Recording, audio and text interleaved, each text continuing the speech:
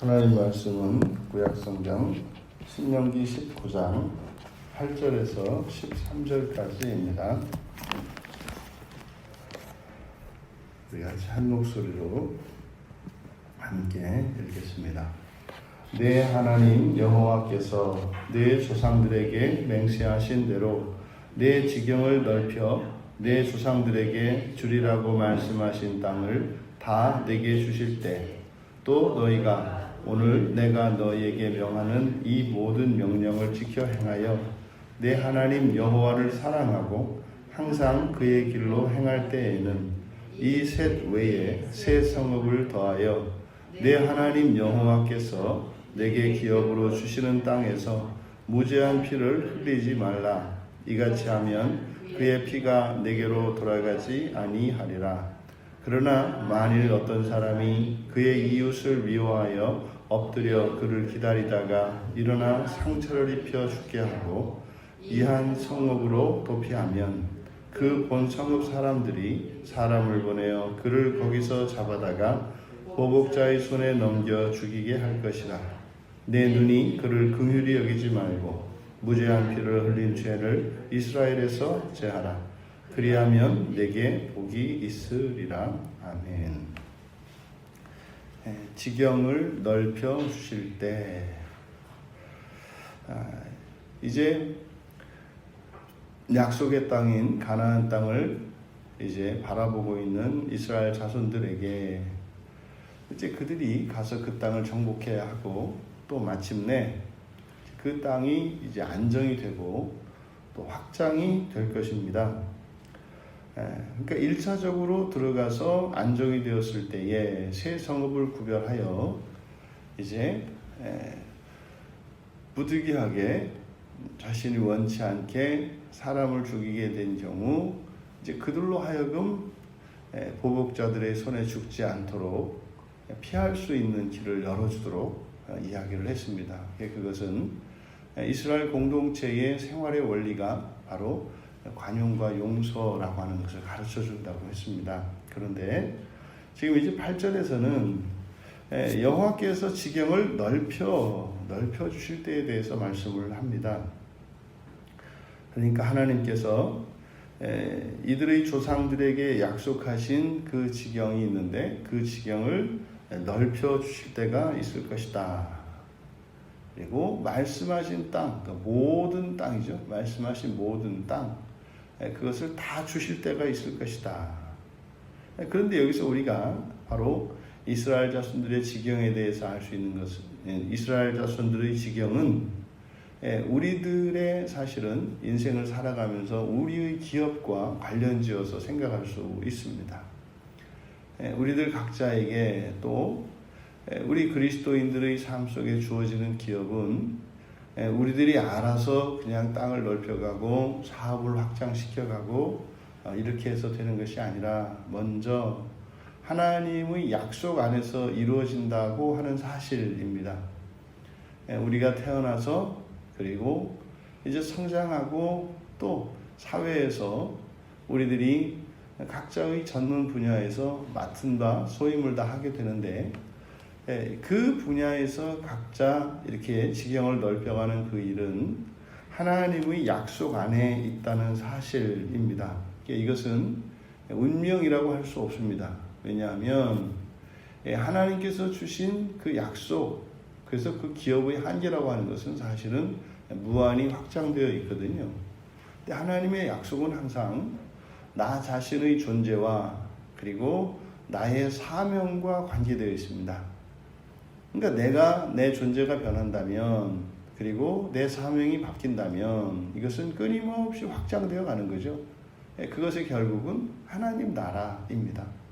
그 이전에까지는 우리는 지속적으로 확장되어 갑니다.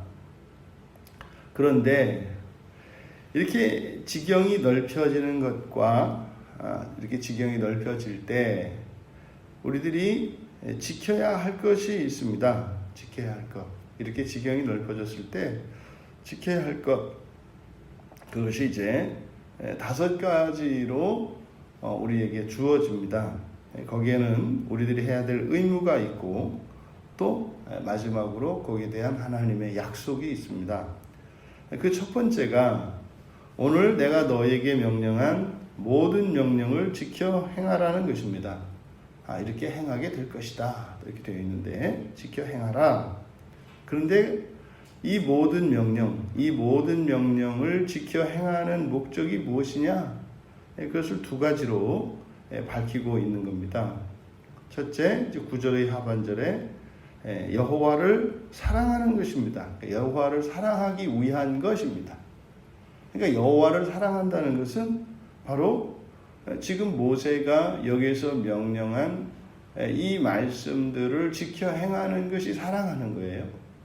그러니까 우리들이 생각하는 사랑과 성경에서 말씀하는 사랑에 큰 차이가 있습니다. 사람의 사랑은 사람이 보기에 좋은 것이죠. 사람의 생각이 합치되는 것이 사람의 사랑이죠. 근데 하나님의 사랑은 성경에서 우리에게 명하는 바 사랑하라고 할 때 이 사랑은 하나님의 말씀을 지켜 행하는 것입니다. 그러면 하나님을 사랑하라, 하나님의 말씀을 지켜 행하는 것이에요. 그리고 사람을 사랑하라 할 때는 사람들에 대한 하나님께서 주신 그 말씀을 지켜 행하는 것이 사랑입니다. 그래서 성경에서 사랑은 하나님의 말씀과 직결되어 있습니다. 그러니까 하나님의 말씀을 알지 못하면 사랑할 수가 없어요. 원칙적으로. 그리고 두 번째로 이 모든 명령을 지켜 행하는 두 번째 이유는 항상 그의 길로 걷기 위한 것입니다. 다시 말해 하나님이 주신 이 모든 명령은 하나님이 걸어가시는 길이라는 거죠. 그러니까 사랑을 해야 하고 하나님의 길을 항상 걸어가야 할 이유가 있는 거예요. 근데 이게 구약의 성도들에게는 잘 확 와닿지 않죠. 하나님의 길을 간다? 이게 무슨 말이지? 하나님의 길을 간다? 그냥 하나님의 말씀이니까 뭐 지키는 거 아닙니까? 지켜서 행해야 되는 거 아닙니까? 우리가 사람인데 왜 하나님의 길을 간다라고 이야기를 하냐 말이에요. 그러니까 이 구원의 결국에 대해서 이제 우리가 그치, 하나님이 사람을 창조하신 목적이 하나님 자녀 삼으시기 위한 것이지, 하나님 자녀라고 하는 것은 신적 존재가 되는 것을 말해요. 그러니까 사람이 사람의 길을 가지 말고 사람이 하나님의 길을 가라는 거예요.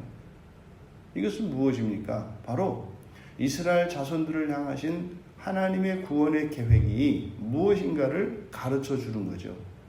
근데 이건 알아들을 수가 없어요. 여러분, 만약에 하나님의 구원의 계획 속에 우리가 하나님의 자녀가 되는 것이 없다면 사람에게 하나님의 길을 가게 한다는 것이 가당합니까? 이것은 마치 어린아이에게 어른들이 가야 할 길을 가라고 하는 것과 같은 거예요. 아니, 그것보다 훨씬 더 심한 거죠. 이를테면 그런 겁니다. 초등학교 1학년짜리에게 대학교 입학시험을 보라는 거예요. 그게 가당한 얘기입니까? 근데 그냥 아무 생각 없이 읽으면 그렇지, 뭐 하나님의 명령이니까 사람은 하나님의 명령대로 해야지. 근데 문제는 그 하나님의 명령이라는 게 뭐라고요? 하나님의 길이라니까요. 하나님의 길은 누가 가는 거예요? 하나님이 가는 거예요. 근데 그 길을 왜 사람들로 가라고 하냐 이 말이죠. 불가능한 것이죠. 어떻게 사람이 하나님의 길을 갑니까? 그러니까 여기서 이 명령을 지켜 행하라 라고 말씀하시고 나서 그 하나님의 명령을 지켜 행하는 것이 이런 것이다 라고 하는 두 가지 목적을 통해서 왜 우리가 그 길을 가야 하는가, 할 수 없는 그것을 왜 하려고 해야 되는가. 그러니까 거기에는 두 가지 전제가 있는 거잖아요. 우리는 갈 수 없는 길, 지킬 수 없는 것을 가도록 명령을 받은 거예요. 근데 그 길을 가래요. 그러면 거기에는요, 약속이 있는 거죠. 도우시겠다는 약속이 있는 거예요. 하지만 하나님께서 우리를 구원하시는 방식이 어떤 거라는 겁니까? 그냥 하나님이 그 전지전능하신 하나님이 하나님의 주권으로 일방적으로 뭐 그 기계를 이렇게 부수었다가 다시 만드시는 방식이 아니라 함께 하시기를 원하신다는 거죠. 함께 하시기를 원한다는 거죠. 그것을 우리가 여기 알 수 있습니다. 그러니까 성경에 기록된 모든 명령이라고 하는 것은요, 그것이 하나님의 길입니다. 그것을 사랑하는 겁니다. 그러면 하나님을 사랑한다고 하는 의미는 두 가지라니까요. 타자로서의 하나님을 사랑한다는 의미가 있고, 또 하나는 내가 하나님 되기를 사랑하는 거라니까요. 그래서 사람이지만 하나님의 길을 가기 위해서 하나님의 말씀을 지키는 거예요. 하나님은 높으신 분이고 창조주시고 왕이시고 우리의 주인이시니까 우리는 그의 말에 복종해야 되는 것이 아니에요. 하나님의 명령을 지키는 목적은 누구에게 있어요? 누구의 유익이에요? 우리의 유익을 위한 것입니다. 두 번째로 이 셋 외에 새 성읍을 더하라. 이제 9절의 하반절에 이 셋 외에 새 성읍을 더해라. 여기에 이제 해석의 여지가 있습니다. 여기서 말하는 더해야 되는 이 성읍이라는 게 뭐냐? 이것은 앞서 이야기했던 1절에서 7절까지 밝혔던 요단강을 건너가면 이제 요단강 서편에 세울 새 성읍이다라고 하는 해석이 있고, 또 다른 해석은 여기서는 문자적으로 그대로 보면 그것이 아니라 이 셋이니까 이 셋이라고 한 것은 바로 7절까지 밝힌 요단강 서편에 세우게 될 또 다른 세 개의 성읍, 그 성읍 외에 또 다른 성읍 세 개를 말한다. 그러니까 이 도피성이라고 하는 것은 원래 6개의 성읍으로, 이제 민수기 35장 6절에서 6개의 성읍을 도피성으로 만들 것을 말씀했습니다. 그리고 신명기 4장에서 요단 동편에 3개의 성읍을 도피성으로 지정했지 않습니까? 그리고 이제 건너가서 3개의 성읍을 세워야 한다라고 앞에서 7절까지 밝힌 것이고, 그 외에 땅이 더 확장되었을 때에, 그래서 앞서서 지경을 넓혀 주실 것이다. 근데 어떻게 해요? 다 주실 거다 그랬어요. 다 약속하신 모든 것을 다 주신다. 그러니까 사실 역사적으로 보면 이제 여호수아가 들어가서 가나안 땅을 정복하고 정착을 합니다. 그리고 하나님이 이들에게 약속하셨던, 그들의 조상들에게 약속하셨던 그 땅의 정복, 그 땅을 완전히 확장시킨 것은 다윗 때예요. 그러니까 다윗 왕 때에 여호수아가 들어가서 세계를 도피성을 세웁니다. 여호수아 21장에 보면 13절에 유다의 헤브론, 그리고 21절에는 에브라임 지파의 세겜, 그리고 32절에 납달리 땅에 갈릴리 가데스, 이렇게 세 개의 도피성을 세워요. 근데 그것을 끝날 것이 아니라 후대에 이제 왕조가 세워지고 그 다윗 왕조가 세워졌을 때 그 모든 땅이 완전히 정복이 되었을 때, 그때 세 개의 도피성을 더 세웠어야 한다는 거죠.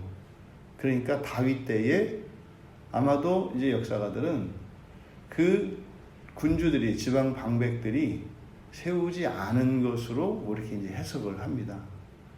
그래서 저도 여기에서 더 해야 되는 이 성읍이라고 하는 것은 바로 7번째, 8번째, 9번째 성읍을 의미한다라고 저도 그런 해석을 따릅니다. 왜냐하면 영토의 확장 가능성이 있기 때문입니다. 영토의 확장 가능성이 있기 때문에 앞에서 우리가 살펴본 바와 같이 도피성을 중심으로 세 구역으로 분할한 것은 이렇게 불의의 사고로 원치 않게 타인의 생명을 해한 경우 그의 생명을 보존하기 위한 것이라고 했어요. 그래서 하루길로 이 도피성에 도착할 수 있도록 한다 그랬지 않습니까? 그러니까 땅이 확장이 되면 그게 불가능해지는 거죠. 그러면 거기에 따라서 더 늘어나야 되는 거죠. 그러니까 도피성은 뭐 어디 몇 개 이것이 중요한 것이 아니라 바로 그 무고한 그 생명을 보존하기 위해서 도피성이 세워지는 것이기 때문에 영토가 확장이 되면 마찬가지로 도피성도 또 세워져야 된다. 그래서 바로 이 말씀대로 되었더라면 이제 다윗 때에 가서 도피성이 9개였어야 된다라고 하는 해석을 이제 저도 따르는 겁니다. 그런데 없죠. 그 흔적을 찾아볼 수 없습니다. 그러니까요, 그 도피성이 더 없었던 것을 통해서 이스라엘 공동체의 생활 원리가 하나님의 말씀과 달라진 것을 의미하죠. 그러니까 삶의 원리가 달라진 거예요. 하나님 말씀대로 되지 않은 겁니다. 그리고 이제 세 번째 그들이 해야 되는 것, 무죄한 피를 흘리지 말라는 것입니다. 무죄한 피. 여기서 조심할 것은, 여기서 무죄한 피라고 하는 것은 누굽니까? 여기서 무죄한 피라고 이렇게 가리키는 것은 사람을 죽인 사람이거든요. 과실로 사람을 죽인 사람을 지금 무죄한 사람이라고 얘기를 하는 거거든요. 그러니까 무죄한 피를 흘리지 마라. 그래서 이때 그러면 과실로 생명을 다른 타인의 생명을 뺏는 것, 이것이 죄가 되지 않는다는 의미가 아니라 여기서 무죄한 피라고 하는 것은 죽을 만한 죄는 아니다라는 거죠. 사형에 처해질 죄는 아니다. 그러니까 사람의 목숨을 빼앗는다 할지라도 그것이 사형에 처해질 그런 죄는 아니다. 그래서 그 보복하려고 하는 보수자의 손에 죽어야 할 죄는 아니라는 의미입니다. 죄가 없다는 것이. 그리고 이같이 하면 그의 피가 내게로 돌아가지 아니하리라. 이것은 더 이상 이제 보복이 중단될 것을 말하는 거죠. 그리고 이제 네 번째가 무죄한 피를 흘린 죄를 이스라엘에서 제하라. 이것은 무죄한 피를 흘리지 말라고 했는데 죽이는 경우가 있는 거죠. 그러니까 고의로 살인한 것이 아닌데 과실로 우연히 그렇게 되어진 경우인데 이제 그 죽은 사람의 고엘, 이 기업물을 자가 쫓아가서 죽이는 경우를 말하는 경우죠. 이런 경우 이것은 이렇게 고의로 살인 아니죠. 그러니까 헷갈렸습니다. 무죄한 피를 흘린 죄, 이것은 뭐냐면 실제로 고의로 살인한 경우죠. 그러니까 보복자를 말하는 게 아니라 고의로 살인한 경우, 진짜 살인자인 거죠.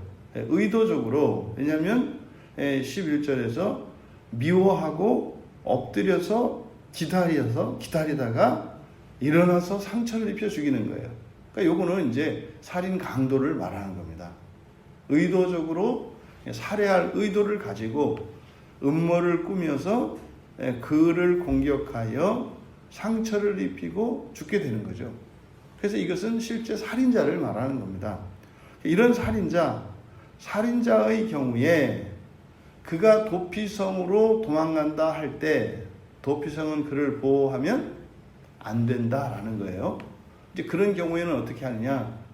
그가 살고 있는 본성읍의 이제 장로들이 도피성으로 그가 숨어들었다는 것을 알게 되면 거기에 사람을 보내서 이제 거기서 잡아다가 보복자에게 넘겨서 죽이게 합니다. 그러니까 그 살인자에 대해서는 일체 긍휼히 여기지 말 것을 얘기합니다. 그러니까 지금 세계적으로 사형제도에 대해서 사형제도가 존속되어야 되는가, 폐지되어야 되는가, 이게 이제 전 세계 각국의 뜨거운 논쟁입니다. 이게 무엇이다라고 이렇게 딱 국가 전체가 합의되는 나라는 많지 않습니다. 그래서 사형제도는 있어야 한다는 측과 사형제도는 없어야 한다는 측이 있죠. 주로 이제 인권을 강조하고 생명 존중 사상을 이제 강조하는 분들이 사람의 생명은 어떠한 경우에도 보호받아야 한다. 그래서 사형제도는 없어야 된다. 그리고 나서 이제 만들어낸 게 뭐 500년, 1000년 뭐 이렇게 징역형이죠. 징역형이 사람의 수명을 훨씬 넘게 만드는 거예요. 그거를 뭐 우리나라에서는 그걸 무기징역이라고 하는데, 그러니까 그 무기를 기간으로 정하는 거죠. 그러니까 죄질에 따라서 100년, 200년, 300년 이렇게 이제 죽어서도 갚을 수 없을 만큼, 물론 이제 그것은 지옥의 의미가 있습니다. 종교적인 의미가 있어요. 육체가 죽는다 그래서 끝나는 것이 아니라 그 기간 동안 어디에요? 지옥에 갇혀 있다는 의미예요. 그러니까 기독교적 사고를 가지고 있기 때문에 기독교 세계관에서는 이렇게 재판을 판결을 받아서 뭐 300년 형을 받으면 그 사람이 10년을 살다가 죽으면 끝나는 게 아니라 죽고 나서도 남은 형기를 지옥에서 치러야 한다는 이런 사상적, 이 성경의 사상이 기반에 깔려 있는 겁니다. 이게 지옥을 믿기 때문이에요. 그러면 그 지나면 어떻게 된다는 거예요? 석방된다는 거죠. 그러니까 성경적인 종말관을 가지고 있어요. 서양의 사법제도를 보면. 그러니까 아마 서양 사람들지 알지 모를지 모르겠어요. 그러니까 이게 아주 오래전부터 그렇게 전통적으로 내려오는 것인데, 바로 그것은 바로 지옥에 대한 성경의 가르침을 배경에 깔고 있다. 하지만 그러함에도 불구하고, 그러면 성경에서 모든 사람이 다 구원에 이릅니까? 그렇지 않거든요. 버려지는 사람이 있거든요. 그러니까 사형제도는 성경의 요구예요. 죽여야 할 자는 죽여야 합니다. 그러니까 사형제도는 인권에 절대적으로 필요한 거예요. 뭡니까? 사람의 생명을 소중히 여기지 않고요. 인간의 기본적인 도리를, 보통 이것을 우리가 뭐 인륜 또는 천륜 이렇게 얘기합니다. 이런 것들을 파괴하는 경우에는 사람으로 보지 않습니다. 그러니까 최소한의 인간의 도리를 지켜야 하는 한계가 있어요. 그것을 어겼을 경우에는 그것은 가차없이 죽이도록 하는 것이 성경의 명령입니다. 왜요? 공동체를 지키기 위한 것입니다. 사람의 생명을 보존한다는 것은 단지 육체의 생명만을 보존하는 것이 사람의 생명을 의미하지 않습니다. 생명에 인간다움이 있는 거죠. 인간 정신으로서 이런 인간의 고귀함과 이러한 명예를 함께 우리는 인간의 생명이라고 이야기하는 겁니다. 그냥 사는 게 사는 게 아니죠. 사람답게 사는 것을 사는 것이라고 하지, 이렇게 비인간적으로 두 팔, 두 손목과 두 발에 쇠고랑을 차고 평생 노예의 삶을 산다면 그것을 사람이 산다고 합니까? 아니죠. 그렇게 얘기하지 않습니다. 그래서 사람의 생명을 보존한다라고 할 때 거기에는 인간의 최대한의 권리와 그 고귀함을 유지하는 것을 의미한다. 그래서 사형제도에 대한 성경의 가르침은 사형제도를 잊도록 합니다. 기본적으로 이렇게 인륜과 천륜을 파괴하는 이런 경우에는 성경에서 사형을 멸합니다. 사형을 명합니다. 왜요? 그것은 공동체를 지키기 위한 것이에요. 공동체를 지키기 위한 것. 그리고 이제 다섯 번째는 복을 받게 될 것이다. 복이 있을 것이다. 그러니까 이 네 가지의 명령에 이제 하나님께서 복을 주실 것이라고 하는 약속으로 끝을 맺습니다. 여러분, 신앙의 조상들에게 약속하신 하나님의 모든 약속은 반드시 지켜집니다. 그런데 점진적으로 지켜집니다. 요단 동편에, 요단 서편에, 그리고 모두 다 이렇게 점진적으로 주어집니다. 그런데 이렇게 점진적으로 주어질 때 거기에는 무엇이 있어야 한다? 도피성이 반드시 있어야 한다. 그래서 이 생활의 원리가 무엇인지를 기억해야 되는 거예요. 두 번째로는 그렇게 주어진, 넓혀진 그 지경, 점진적으로 넓혀지는데 이렇게 확장된 넓혀진 그 지경이 주어지면 어떻게 해야 된다? 명령을 따라 행해야 한다는 거야. 그러니까 하나님께서 기업을 넓혀 주실 때마다 사실은 하나님의 명령을 따라 살아가기가 더 어려운 환경이 됩니다. 왜냐하면 시간은 줄고 그리고 해야 될 일은 늘어나기 때문입니다. 하지만 우리가 하나님께서 기업을 넓혀 주셨을 때 우리에게 명하신 하나님의 명령을 지키는 일에 이전보다 더 힘을 써야 합니다. 그래서 기업이 넓혀지면 우리의 신앙생활에 더 열심을 내야 돼요. 더 힘을 내야 돼요. 근데 보통은요, 기업이 넓혀지면 이쪽에서 신앙생활에서 신앙에서 힘을 빼서 이쪽으로 옮겨버립니다. 기형이 돼버리죠. 그래서 결국 끝이 좋지가 않아요. 끝이 좋지 않아요. 그리고요, 무한히 욕심을 부리는 이유가 뭐예요? 나중에는 이제 주일 예배까지 탈탈 털리는 거죠. 하나님이 막 넓혀주시면 이제 나중에는 이제 예배 드릴 시간도 없어서 예배 드릴 시간까지 다 털려버려요. 이게 이제 마지막이죠. 그러면요, 반드시 그 끝은 망합니다. 반드시 망하게 되어 있습니다. 왜요? 살리기 위해서. 사형제도를 주신 것은 사람의 생명을 보존하기 위한 것이 어떤 것처럼 그렇게 망하게 하는 것은 그를 살리기 위한 것이죠. 그래서 모든 명령, 하나님의 모든 명령을 지켜 행해야 한다는 것. 그래서 하나님께서 기업을 넓혀 주시면 넓혀 주실수록 우리가 더욱더 하나님의 말씀을 지키는 일에 완전해져 가는 거죠. 그리고 앞서 말씀드린 것처럼 이 도피성, 이 세 가지 원칙, 하나님께서 약속하신 모든 것은 반드시 모든 신자들에게 성취가 됩니다. 첫째로 점진적으로 확장이 된다. 그리고 두 번째로 확장이 될 때마다 도피성을 세워야 하고, 그리고 세 번째로 반드시 하나님의 명령을 다 항상 지켜야 한다. 그러면 하나님께서 복을 주신다. 그것을 지키고 주신 그것으로 복을 누리며 살아가게 될 것이다.